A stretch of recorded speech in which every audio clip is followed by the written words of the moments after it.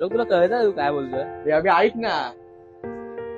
तुला कळतंय का श्लोक तू काय बोलतोयस? तिला मी कसं सोडणार?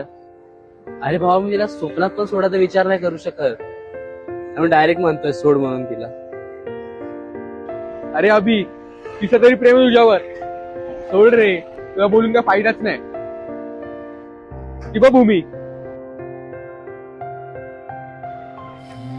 ए श्लोक, आम्ही बघू लागलो. इकडे थांब, इकडे थांब.